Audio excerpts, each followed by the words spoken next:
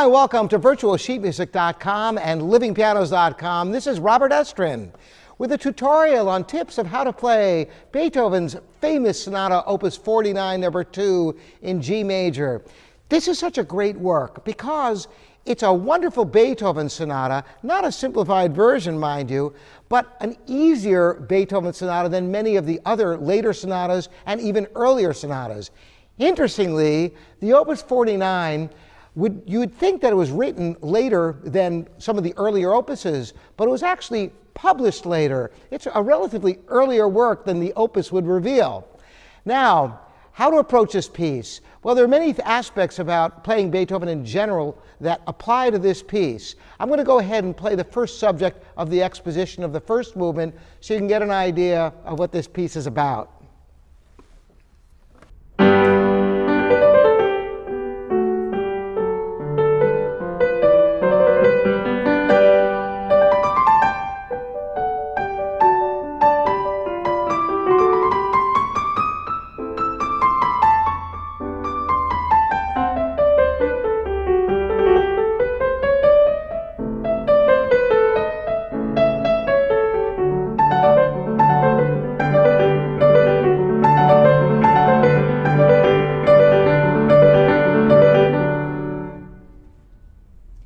There are many aspects to playing Beethoven and other classical period music.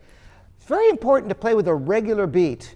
Therefore, practicing the metronome is indispensable for your practice. I always recommend memorizing your music first. It makes it so much easier to approach it instead of kind of looking at the music and looking at your hands. Classical period music is not that hard to memorize if you take a small section at a time, hand separately, and master them, as I've taught in previous videos. So once you do that, how to actually play the piece on a high level? There are a number of things that you have to remember. One is, whenever possible, practice in chords. And another thing is bring out the melody, which is typically in the right hand. Also, work out your trills. So those are three aspects. Reduce things to chords, bring out the melody in the right hand generally, and 3, work out your ornamentation. So let's start from the beginning, and I'm going to stop whenever there's something of value I can share with you. You'll notice I start with a nice forte. Beethoven didn't write in a lot of dynamics in this piece. It doesn't mean that you shouldn't play with dynamics. I take the liberty of doing some dynamics that I think really work well, and you're welcome to use them if you like them as well. Now, if you look at different editions, different people will suggest different dynamics. There isn't only one way to play this piece, but you have to do something with it to bring out the contrast of the music.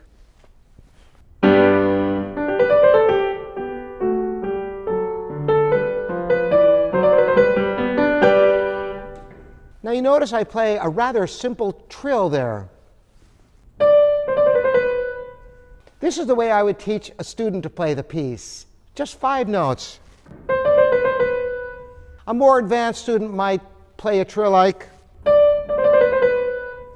but it's not necessary. And it's more important to play a trill in a way that you can do it with absolute assurance. So don't worry about playing a lot of notes. Play the most number of notes you can play reliably.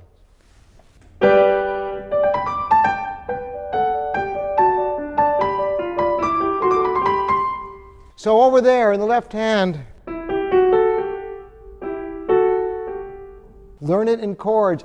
There's 2 reasons for this. First of all, you learn to get your fingers.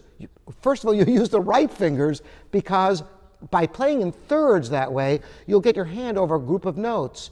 And it makes it easier to learn as well.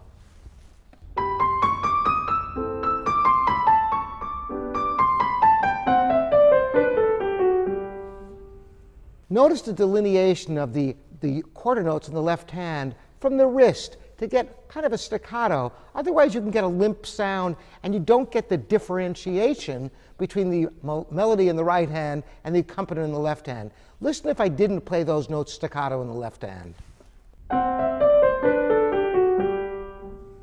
By punctuating them with a little bit of wrist and making them staccato, you get this sound. And there again, the ornamentation.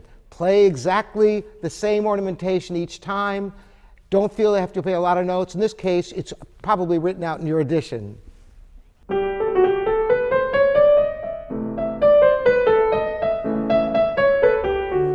Now this whole section, learn the chords first.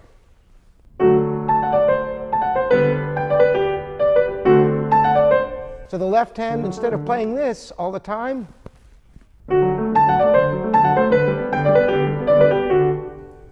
learn it in chords first. It's so much easier to play it that way. And you notice how the left hand is lighter. This is something that continues in the next section when you get to the second subject.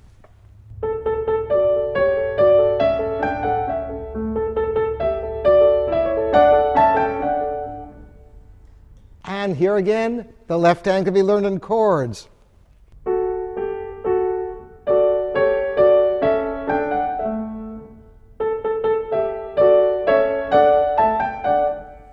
Practice in chords, and it'll be much easier to learn. You'll find good fingering. Delineate the melody from the harmony. Use staccatos to delineate melody from harmony as well when appropriate. Work out your trills. And this is a good way to learn the piece. The first step, as I said, is memorize. Check out my How to Memorize video for help in that. And look forward to more tutorials on specific repertoire for you. I hope this has been of help to you. Again, Robert Estrin here at livingpianos.com and virtuosheetmusic.com.